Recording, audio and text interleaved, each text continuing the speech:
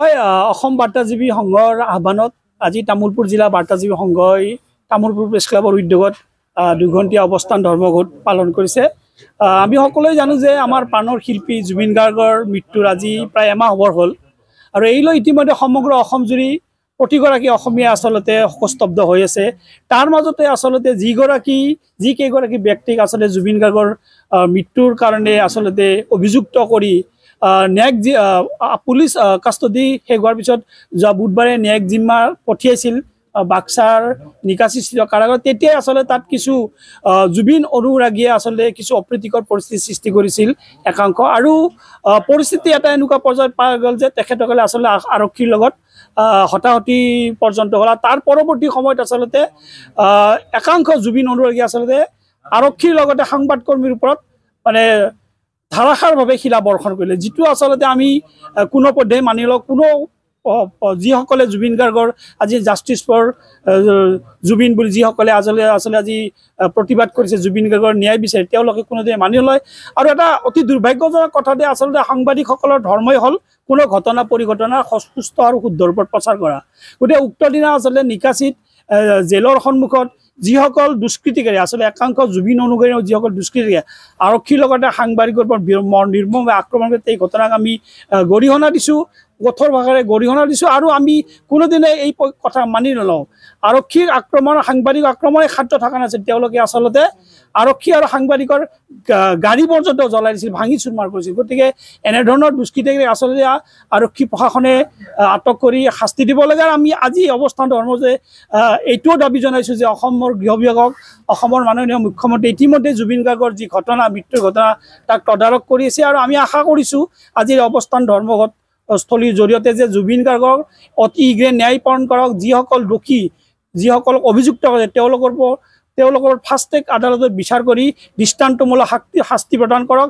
আৰু আমি যিসকল আছে জুবিন আমাৰ প্ৰাণৰ শিল্পী, যাক উভতাই নাপাওঁ, যিসকল আমি শোকস্তব্ধ যে সেইসকলক আচলতে আমাক শান্তি দিয়ক আৰু জুবিন গাৰ্গৰ পৰিয়ালক আচলতে ন্যায় প্ৰদান কৰক।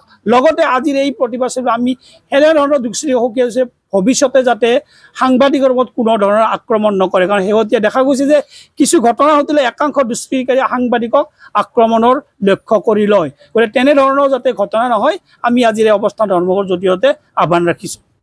কথাটো হৈছে জুবিন গাৰ্গে ন্যায় পাব লাগিব, তদন্ত পানী নখৰকা হ'ব লাগিব। আৰু যিখন SIT গঠন কৰা হৈছে, এই SITখনে এখন কটকটীয়া চাৰ্জশ্বীট দাখিল কৰিব লাগিব, যাতে দোষীয়ে কোনো কাৰণতে সাৰি যাব নোৱাৰে। আৰু দ্বিতীয় কথাটো হৈছে এই যিটো অভিযুক্ত যিকেইগৰাকীক বাক্সাৰ জেললৈ লৈ অহাৰ সময়ত পুলিচৰ যিটো ব্যৰ্থতা, এই ব্যৰ্থতাটোৰ কথা আমি ক'ব খুজিছোঁ। পুলিচৰ কিয় কোনো ধৰণৰ এনেকুৱা ধৰণৰ খবৰ নাছিল যে মুকলিকে অভিযুক্ত কেইগৰাকীক কাৰাগাৰলৈ লৈ অহা হৈছে, যাৰ পৰিপ্ৰেক্ষিতত হিংসাত্মক ঘটনা সংঘটিত হৈছে। আমি কোনো কাৰণতে হিংসাত্মক ঘটনাৰ পোষকতা নকৰোঁ। হিংসাত্মক ঘটনা সংঘটিত হ'লে ন্যায় পোৱাৰ ক্ষেত্ৰত, জুবিন গাৰ্গে ন্যায় পোৱাৰ ক্ষেত্ৰত অসুবিধা আছে। তাত সাংবাদিকক আক্ৰমণ কৰা হৈছে, সাংবাদিকৰ গাড়ী জ্বলাই দিয়া হৈছে, এইটো কোনো কাৰণতে গ্ৰহণযোগ্য কথা নহয়। আৰু জুবিন গাৰ্গে ন্যায় পাবলৈ হ'লে আমি অহিংস নীতিৰে শান্তিপূৰ্ণভাৱে আমাৰ আন্দোলনৰ কাৰ্যসূচী অব্যাহত ৰাখিব লাগিব। আমি পুনৰ কৈছোঁ, ইণ্টেলিজেঞ্চ ফেইলৰ হৈছে, মুখ্যমন্ত্ৰীৰ গৃহ বিভাগ ব্যৰ্থ হৈছে। এনেকুৱা স্পৰ্শকাতৰ সময়ত মুখ্যমন্ত্ৰীয়ে কোনো ধৰণৰ নিৰাপত্তা নথকাকৈ বাক্সাৰ কাৰাগাৰলৈ অভিযুক্ত আটাইকেইগৰাকীক অনাৰ ক্ষেত্ৰত যি ব্যৱস্থা গ্ৰহণ কৰিব লাগিছিল, এই ব্যৱস্থা মুখ্যমন্ত্ৰীয়ে গ্ৰহণ কৰিব নোৱাৰিলে, যাৰ কাৰণে এই অনাকাংক্ষিত পৰিস্থিতিৰ সৃষ্টি হৈছে। হয়, যোৱা 15 তাৰিখে জুবিন গাৰ্গৰ ন্যায়িক তদন্ত কৰি শ্যামকানু মহন্তৰে সৈতে বাক্সা জিলাৰ নিকাশী অন্তৰ্গত জেললৈকে প্ৰেৰণ কৰিছিলে। আৰু সেই সময়ত যথেষ্ট জুবিন অনুৰাগীয়ে তেওঁলোকক চোৱা অথবা তেওঁলোকৰ প্ৰতি থকা যিটো আক্ৰোশ অথবা তেওঁলোকৰ প্ৰতি থকা ক্ষোভ উজাৰিবৰ কাৰণে হয়তো তাত থিয় হৈছিলে। আৰু সেই সময়তে আমাৰ সংবাদ মাধ্যমৰ কিছু সংখ্যক সংবাদকৰ্মী বাতৰি পৰিৱেশন কৰিবলৈ গৈছিলে। আৰু সেই সময়ত আৰক্ষী আৰু মানে জুবিন অনুৰাগীসকলৰ সৈতে হতাহতি হৈছিল। আৰু তেনেকুৱা সময়তেই যেতিয়া সংবাদ পৰিৱেশন কৰিবলৈ গৈছিল, আমাৰ সংবাদকৰ্মী তেখেতসকলৰ গাড়ী পৰ্যন্ত জ্বলাই দিছে আৰু সংবাদ কৰ্মীসকলক যথেষ্ট মানে আক্ৰমণ কৰিছে। আৰু এই যে আক্ৰমণৰ ঘটনা অকল আজিৰ এই ঘটনাটোৱেই নহয়, আৰু বিভিন্ন সময়ত বিভিন্ন পৰিঘটনা দেখা গৈছে সাংবাদিকক আক্ৰমণ কৰা আৰু নিগ্ৰহ কৰা। গতিকে এনে ঘটনাসমূহৰ আমি সদায় ন্যায়িক তদন্ত বিচাৰি আছোঁ।